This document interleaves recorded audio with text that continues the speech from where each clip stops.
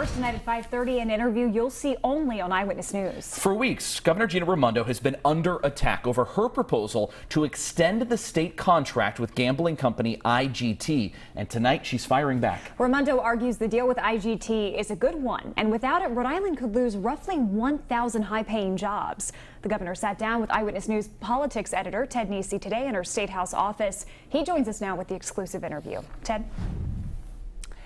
IGT handles the technology side of gambling, from video lottery terminals at Twin River to processing scratch tickets. But with the company now run out of Europe, the governor says Rhode Island can't take its local presence for granted. Governor Raimondo making the case to extend IGT's state contract. It's a good deal for taxpayers, and it saves jobs. IGT employs roughly 1,000 workers in Rhode Island, many at its downtown Providence tower. The company is now Italian-controlled, but still has a large local presence from its days as G-Tech. And I think people need to know there's a risk. I don't want any surprise or sadness 6 or 12 months from now if IGT says we're winding down our operations in Rhode Island. Raimondo says she learned of that risk when IGT's CEO came to see her in January. And they were thinking, evaluating whether they were going to keep those jobs in Rhode Island. And they asked me if I would consider now beginning the process of doing the contract extension. And I said yes, because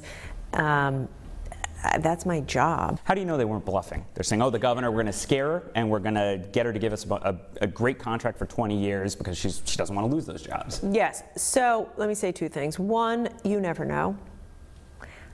But this is a good deal.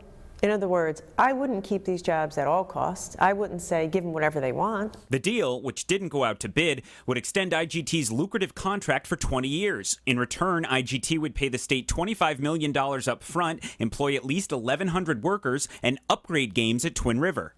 There's only 3 companies in the world qualified to do this business, and only one of them is the local team. So, yes, I want to do business with a local company. If they're offering such a great deal, what's the harm of going out to a competitive bidding process then? If the deal's that great, they're going to win it. Yes, if we had done that, then the economic development components wouldn't be on the table.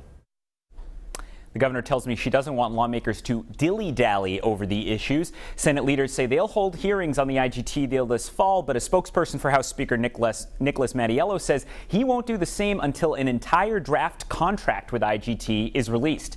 Ted Nesi, Eyewitness News.